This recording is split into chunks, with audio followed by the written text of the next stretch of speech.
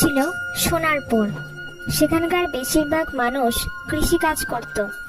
সেই গ্রামেই বসবাস করত রমেশ ও তার স্ত্রী চম্পা। তাদের দাম্পত্য জীবন ছিল ভালোবাসা ও সম্মানের বন্ধনে বাঁধা। চম্পা ছিল এমন একজন নারী যে কখনো চুপচাপ বসে থাকতে পারত না। সকাল হতে না হতেই সে গরুকে খাওয়াতো, রান্নার কাজ করত, পুকুর পাড়ে কাপড় কাচত, উঠোনে সমস্ত কিছু পরিষ্কার করত, উঠোন ঝাড় দিত। এভাবেই সারাদিন সে করত। তারপর রমেশের সাথে একসাথে মাঠের কাজের জন্য বেরোতো। সেখানে সে রমেশের সাথে সমান তালে মাঠের কাজ করত। সোনারপুর গ্রামের অন্য সকল মেয়েরা শুধু ঘরের কাজ করত, কিন্তু চম্পা স্বামীর কষ্ট সমান ভাগে ভাগ করে নেবার জন্য সে স্বামীর সাথে সমানভাবে পরিশ্রম করত।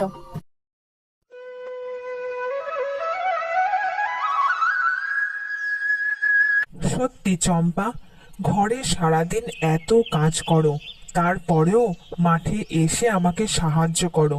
বলি, ঘরে সেই সময় একটু বিশ্রাম নিলে তো পারতে। না না, বসে থাকতে আমি পারবো না।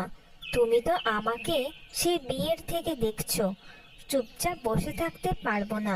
কাজ না করলে আমার পোষায় না। আচ্ছা চম্পা, তোমার কি কখনো মনে হয় না যে আমাদের যদি আরো বেশি টাকা থাকতো তাহলে আমরা আরো ভালো থাকতে পারতাম? সে আমি জানি, আমরাও তো বড় লোক নই, কিন্তু সুখ কি শুধুই টাকার ওপর নির্ভর করে? তা তো করে না। আমরা একসঙ্গে থাকলে সব কিছুই সম্ভব। তুমি আমার পাশে থাকলে আমিও সব কষ্ট ভুলে যাই। সত্যি চম্পা, তোমার মতো বউ সত্যি হয় না। চলো, এবার আমাদের বাড়ি ফিরতে হবে।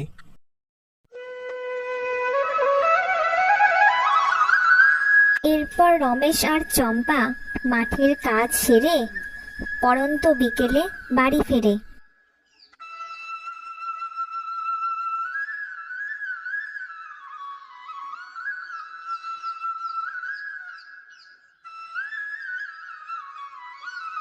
বুঝলে চম্পা, গতবারের মতো যদি বৃষ্টি ঠিকঠাক হয় তবে খুব ভালো হয়। আমাদের তো নিজেদের জমি নেই, জমিদারের ভাগের জমিতে চাষ করি। তাই জমিতে যত বেশি ফসল ফলাতে পারবো তত বেশি ফসল বিক্রি হবে, আর লাভও তত বেশি হবে। হ্যাঁ, সেটা তুমি ঠিকই বলেছ।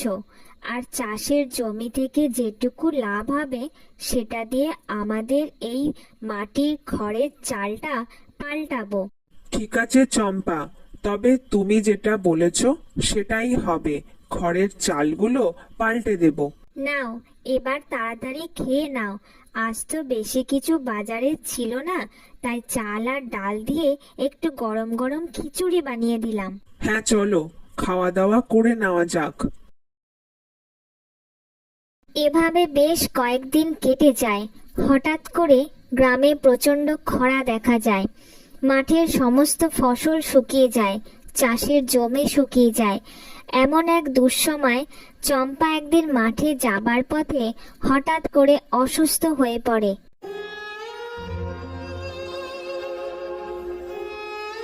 বুঝলে রমেশ, তেমন কোনো রোগ তো ধরা পড়ছে না, কিন্তু চম্পার শরীরের অবস্থা মোটেও ভালো নেই।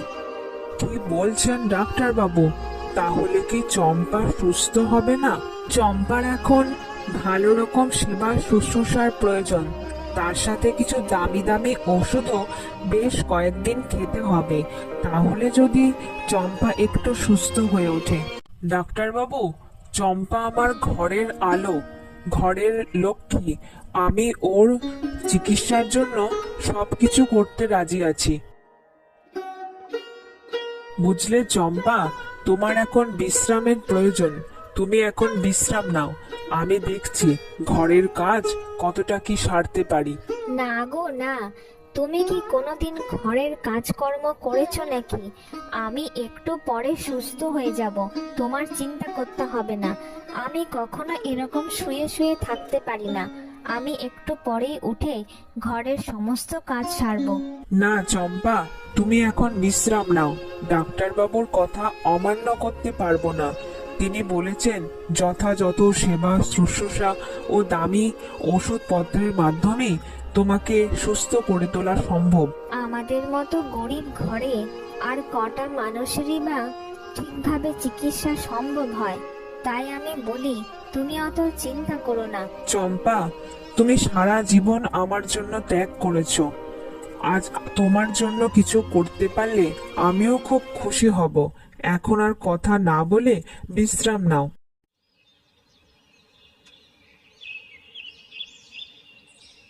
রমেশ চম্পাকে যথার্থই ভালোবাসতো।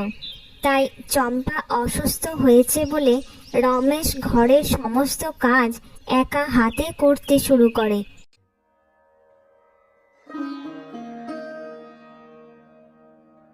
চম্পা, উঠে পড়ো। দেখো, তোমার জন্য আমি রান্না করা খাবার এনেছি। হয়তো তোমার মতো এত সুন্দর রান্না করতে পারি না, তবে আমি চেষ্টা করেছি চম্পা।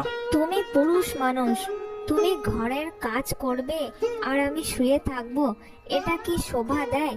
আমি উঠে ঠিক সব কাজ করতে পারবো। সেটা কিছুতেই হয় না চম্পা। সংসারের জল যখন একা কাঁধে না হয় তখন সেটা ভারী লাগে, কিন্তু দুজনের সমান ভাগে ভাগ করে নিলে সেটা হালকা হয়ে যায়। তুমি যতদিন না সুস্থ হচ্ছ, ঘরের সব কাজ আমি করব। যেমন সুস্থ অবস্থায় বাইরের কাজ তুমি আমার সাথে করতে। নাও, এবার তোমার ওই ওষুধটা খাওয়া হয়ে গেলে এই খাবারটা খেয়ে নিও। তোমার খাওয়া হয়ে গেলে আমি ভাবছি একটু জমিদার বাবুর সাথে দেখা করতে যাব। রমেশ বুঝতে পারে চম্পার চিকিৎসার জন্য আরো বেশ কিছু টাকার প্রয়োজন, কিন্তু অত টাকা তার কাছে নেই। তাই সে ঠিক করে তার জমির কিছু অংশ জমিদার বাবুর কাছে বন্ধক রাখবে। এরপর চম্পার খাওয়া দাওয়া হয়ে গেলে রমেশ জমিদার বাবুর বাড়ির উদ্দেশ্যে রওনা দেয়।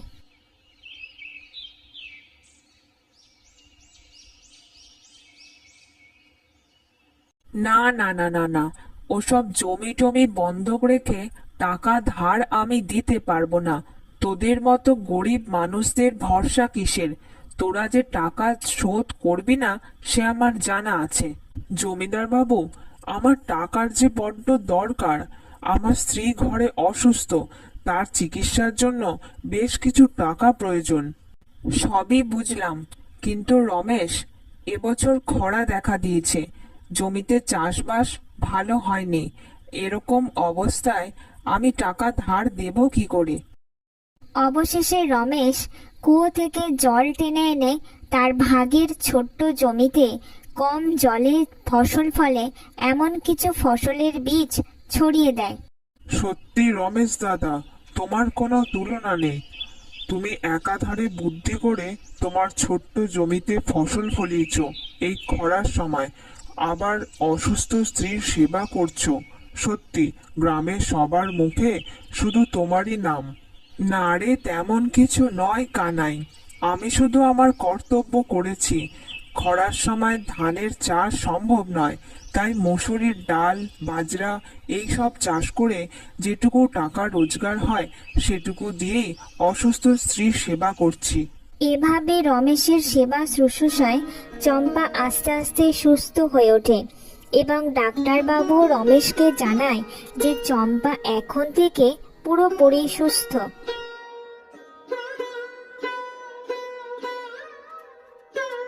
বুঝলে চম্পা, তোমাকে সুস্থ করতে পেরে আজ আমি নিজেকে ধন্য মনে করছি। আজ আমার খুব আনন্দ হচ্ছে যে তুমি এখন পুরোপুরি সুস্থ। তুমি আজ প্রমাণ করে দিলে ভালোবাসা ও যত্নের চেয়ে বড় কোনো ওষুধ নেই। টাকা পয়সা কম থাকলেও যদি একে অপরের পাশে থাকা যায় তাহলে জীবন অনেক সুন্দর হয়। বুঝলে চম্পা, তোমার সুস্থতাই আমার সবচেয়ে বড় সম্পদ। যতদিন বাঁচবো একসাথে একে অপরের পাশে থেকে এভাবেই বাঁচবো। এরপর চম্পা আর রমেশ আবার আগের মতো তাদের ভাগের জমিতে বুদ্ধির সাথে ফসল ফলিয়ে নিজেরা পরিশ্রম করে আবার আগের মতো কাজ করতে শুরু করে। আর সন্ধেবেলায় তারা একসাথে গল্প করতে করতে বাড়ি ফিরে। এরপর অনেক সময় পেরিয়ে যায়, বেশ কিছু বছর তারা একে অপরের পাশে থেকে এভাবেই পরিশ্রম করে তারা নিজেরা একটা সুন্দর পাকা বাড়ি তৈরি করে।